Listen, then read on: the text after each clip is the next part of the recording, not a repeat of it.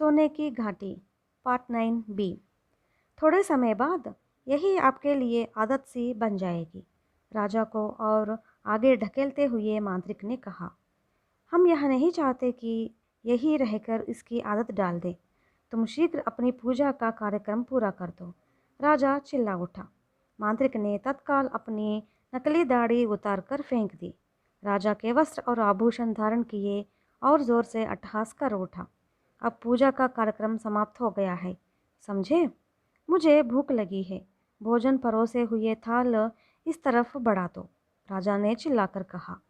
मांत्रिक ने सुरंग के थोड़े अंदर घुसकर झांक कर देखा। उसे देख राजा ने आश्चर्य में आकर पूछा, तुम कौन हो? दिखाई नहीं देता? मैं चंड मार्तंड महाप्रभु हूँ, मांत्रिक ने जवाब दिया। वैद्य की बात मत करो। तुम अगर राजा हो तो मैं कौन हूँ? राजा ने पूछा। शायद मांत्रिक हो तुम।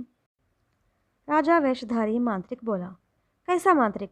मैं मंत्र तंत्र कुछ नहीं जानता। अगर जानता तो अब तक इस गोल पत्थरों को लट्टुओं के रूप में परिवर्तित कर देता, राजा ने कहा।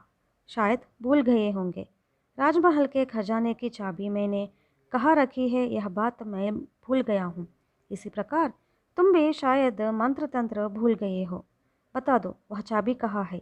अगर बताओ तो पुरस्कार के रूप में तुम्हारे लिए भोजन और रोशनी का प्रबंध कर सकता हूँ, मांत्रिक ने समझाया।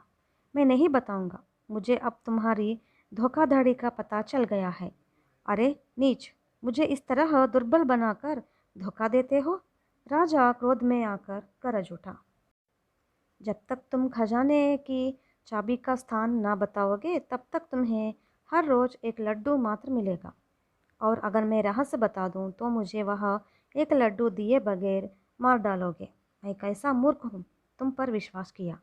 यह कहकर अपने आप से कुछ बड़बड़ाते हुए वह लड्डू खाने लगा।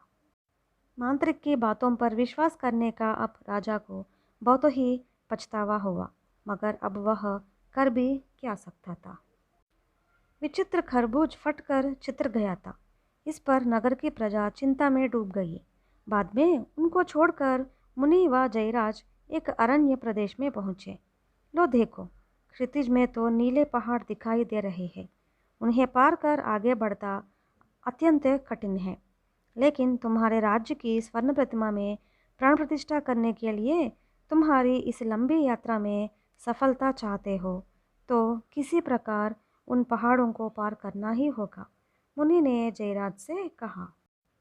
मैं अदृश्य होने का मंत्र जानता हूँ, जयराज ने कहा, मगर वह विद्या मानव विश्व तक ही सीमित है। तुम अब जिस प्रदेश में प्रवेश करने जा रहे हो वह मानव विश्व नहीं है। वहाँ के लोग मानव जैसे दिखाई देते हैं, पर वास्तव में वे साधारण मानव नहीं है, मुनि ने कहा। हे महात्मन, इस हालत में आपके सिवा कोई और मेरी सहायता नहीं कर सकेगा। मुझ पर कृपालु होकर आप ही मुझे वहाँ तक पहुँचा दीजिए, जयराज ने प्रणाम करके मुनि से प्रार्थना की। अच्छी बात है, यह कहकर मुनि जयराज का हाथ पकड़कर पहाड़ों की ओर चल पड़ा। जयराज को पल भर के लिए ऐसा लगा कि वह अपने होश खो बैठा है। फिर दूसरे ही क्षण ऐसा लगा कि वह किसी पक्षी के पर जैसा हल्का होकर हवा में उड़ा जा रहा है। उसे एकदम शांति का अनुभव होने लगा। इस हालत में वह मुनि के साथ कितनी देर तक चलता रहा इसका ज्ञान भी जयराज को नहीं रहा। जब उसे ऐसा प्रतीत हुआ कि किसी ने उसकी पीठ पर हल्के से थपथपाया है, तब उसने आंखें खोलकर देखा। वह एक छोटी सी पहाड़ी के एक चट्टान पर मुनि के साथ बैठा हुआ है। पहाड़ की तलहटी के मैदान में कुछ वृक्ष थे, जिनके तने ताड़ के तने जैसे लग रहे थे, मगर उनकी शाखाएं व पत्ते वगैरह बिल्कुल दिखाई नहीं दे रहे थे। वे मेघों के बीच घुसकर जैसे आकाश को स्पर्श कर रहे थे। ऐसे ऊंचे पेड़ मैंने आज तक कहीं भी नहीं देखे हैं, जयराज ने आश्चर्य प्रकट किया। ये वृक्ष सदा इतने ऊंचे नहीं होते। प्रातःकाल में केवल थोड़ी ही देर के लिए वे इसलिए इतने ऊंचे होते हैं कि आकाश निवासी देवकुमार आसानी से इनके मधुर फल तोड़ ले। मुनि ने ऊंचे पेड़ों का रहस्य खोल दिया। थोड़ी ही देर बाद जयराज ने देखा तो वे वृक्ष अपने साधारण कद के हो गए थे। यह देख जयराज बोल उठा, वाह, यह तो एक अद्भुत वृक्ष है। इस वक्त वे मानवलोक की सीमा पर है। उत्तम जीवन व्यतीत करने लोग यहाँ निवास करते हैं। मुनि ने कहा, तुम शीघ्र ही उनमें से कुछ लोगों को देख सकोगे।